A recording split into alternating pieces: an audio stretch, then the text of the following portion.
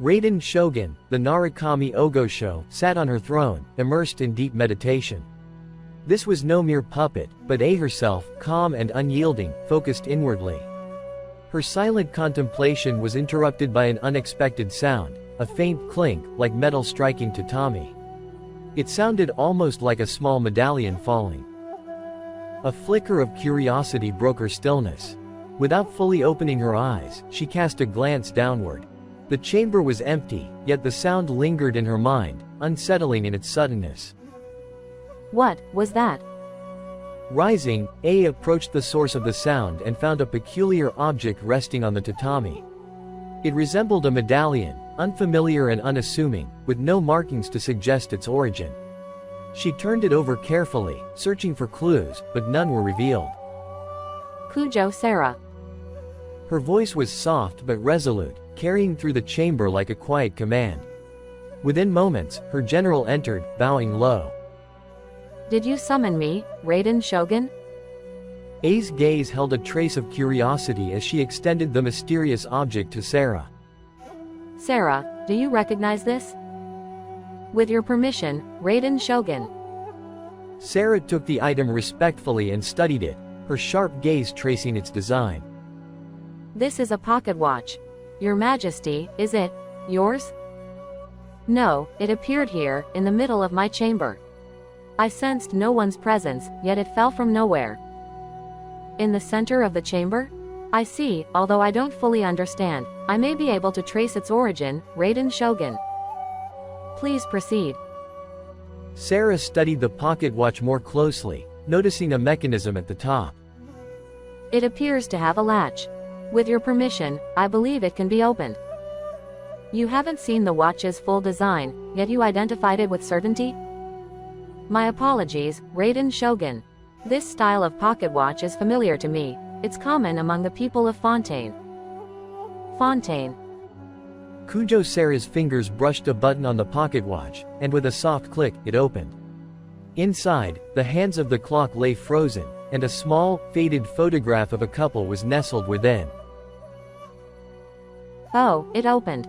And there's a picture here. I believe this pocket watch must belong to these people. May I see? Certainly, Raiden Shogun. A took the pocket watch, her gaze immediately drawn to the photograph. She leaned in, eyes narrowing as if the image might reveal some hidden truth. Her focus deepened, and for a fleeting moment, her expression shifted, a flicker of recognition almost visible, but Sarah did not notice. A snapped the watch shut. How did you open it, Sarah? There's a button on top, Raiden Shogun. Press it, and the compartment will open. I see. Thank you, Sarah. At your service, Raiden Shogun. Is Yae Miko at the Narukami shrine? Yes, Lady Guji should be at the shrine at this hour. Good. I will go to her now. Shall I search for the original owner of the pocket watch, Your Majesty? No need. I will handle this personally. A departed Tenshukaku and made her way to the Narukami shrine, the pocket watch resting securely in her hand. Meanwhile, Yae Miko sat in her shrine, contemplating her next literary endeavor, a small frown marring her usually serene expression. Another sword-fighting novel might not capture readers' interest. Leeway has flooded the market with those stories, and the trend is beginning to fade. As she mused, the sound of familiar, deliberate footsteps reached her ears. Her fox-like smile returned as she looked up, recognizing Raiden Shogun approaching her shrine. Miko, are you busy? Oh, what a rare treat, a visit from you. Has something gone amiss? Why do you assume I only visit when something's wrong? Well, tell me, when was the last time you invited me for a nice, relaxing dinner? A fell silent, her expression unreadable, and Yae Miko couldn't help but laugh softly at her reaction. Oh, come now, I'm only teasing. So, what is it you need? Without a word, A held out the pocket watch, her hand steady as she passed it to Miko.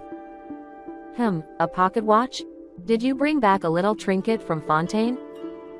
No, it appeared out of nowhere, in Tenshukaku. just appeared? How curious.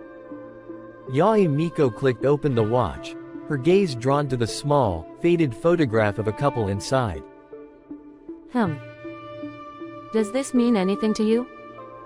Miko's eyes narrowed, and she tapped her chin thoughtfully. Call me old, but my memory is foggy. I don't recognize the woman, perhaps she's from Mondstadt? But the man, I feel I've seen him before, but where?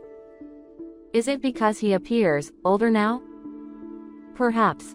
It's faint, but something about him nearly sparks a memory.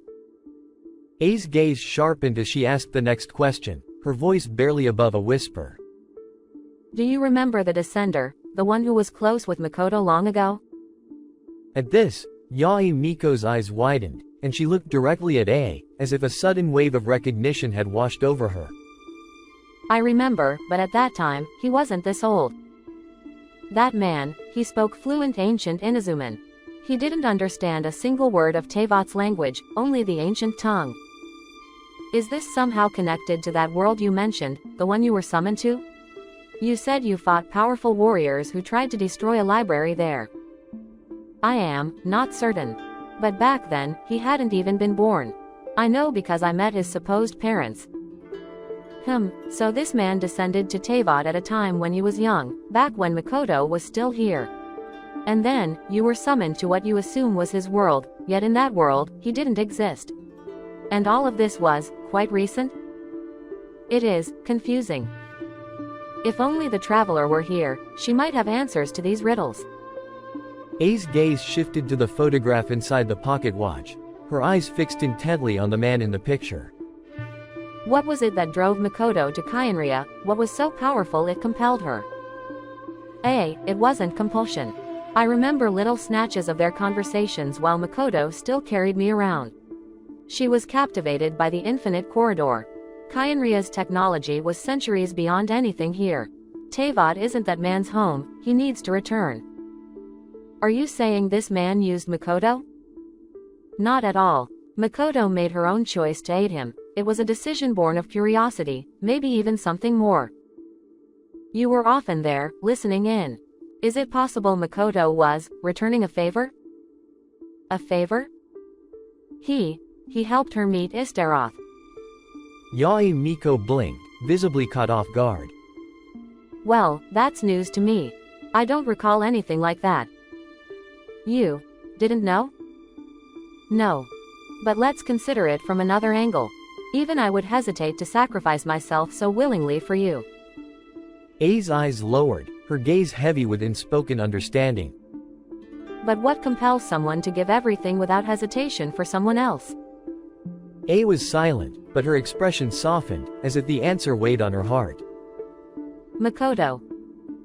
Makoto's actions were never driven by duty or expectation, Perhaps you didn't experience it firsthand, and that's why you can't quite grasp why she felt the need to go to Kaienria. A gently closed the pocket watch, slipping it into her pocket. She turned to leave, but after a moment, paused, glancing back at Yae Miko. Thank you, Miko. This has been a relief. Anytime, A's gaze drifted to the sakura tree, studying it from its blossoms to its roots. Her eyes closed, as if she was struggling to remember something precious, something she longed to let go. I do understand the experience. I can feel it even now. I just can't see where it fits within eternity. With that, A began walking away from the shrine. Yae Miko whispered softly to the empty air.